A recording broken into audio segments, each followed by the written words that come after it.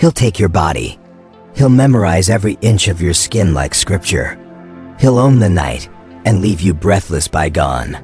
But your soul, he won't touch it. Not because he doesn't want to, but because if he lets himself feel you, you'll ruin him. Not with chaos, but with truth. The truth that all his control, all his calm, is just a wall to keep one terrifying thing out. Love.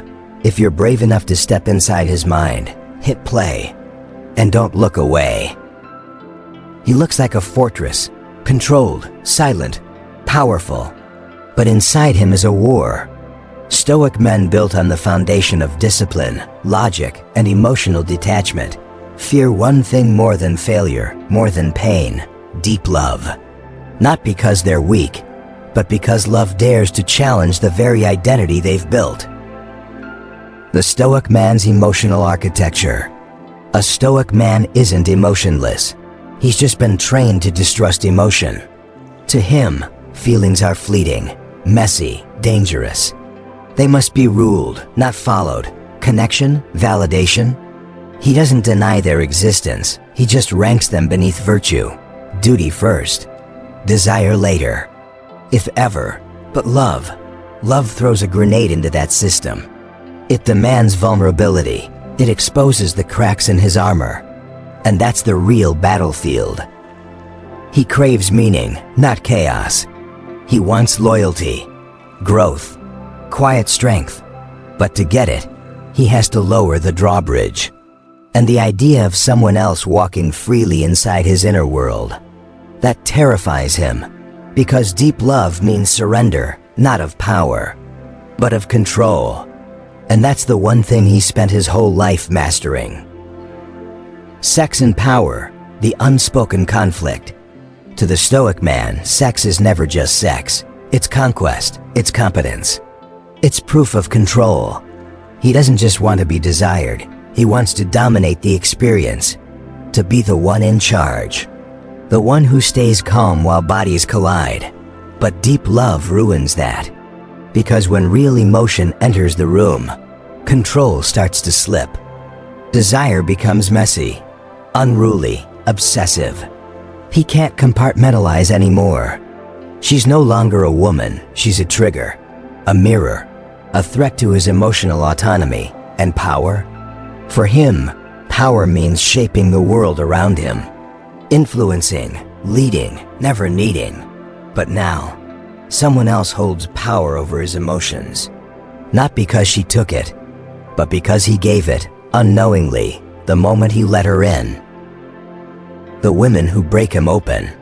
There are two kinds of women that dismantle a Stoic man. Not with chaos, but with presence.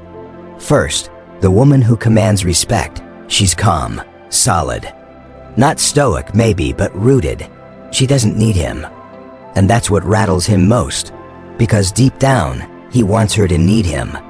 But she doesn't beg, doesn't chase, doesn't submit. She reflects everything he respects, but also everything he can't control. She doesn't try to enter his world. She simply stands in her own and invites him to meet her there. Then there's the second kind, the woman who disrupts. She's wild, emotionally raw, unfiltered. She doesn't play games, she just is. She laughs too loudly, feels too deeply, says what she means. And she drives him insane. Because her passion awakens something he's buried. The part of him that's hungry, chaotic, alive. She doesn't manipulate. She triggers transformation. And that's what he fears. Because both these women, they don't fit into his order. They destroy it. And they do it by simply being real. The existential threat of love. The Stoic man fears deep love because it's an existential threat. He's not just afraid of heartbreak, he's afraid of himself. Unmasked, exposed, soft. He's built his identity around mastering life's storms. But love is the one storm he can't control. Love demands trust, and trust demands surrender. To him, that's chaos, that's danger, that's dependence. He knows everything ends. Stoicism taught him that. So why dive deep when loss is guaranteed? Because with deep love comes deep pain. And for the Stoic man, pain isn't the enemy, but helplessness is. Emotional devastation feels like a failure of philosophy. Redefining strength. But here's the paradox. The very thing he fears, vulnerability, is what could make him whole. Stoicism isn't about running from pain. It's about facing it, owning it. True strength isn't in avoidance, it's in courage. To love knowing it might break you.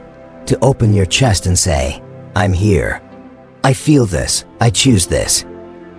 The women who enter his world, whether with grace or fire, aren't threats, they're mirrors, gateways. Through them, he learns that love doesn't diminish his stoicism, it deepens it. That he can be both, disciplined and desiring, rational and romantic, strong and soft. Stoic men fear deep love because it asks them to surrender control. It challenges their identity, their emotional restraint, their sexual power, their self-reliance. But this fear is not weakness, it's evidence of depth. And when they face it, when they love not despite the fear, but through it, they become something more, not just men of logic, but men of truth, men of fire, men who love deeply and remain unshaken.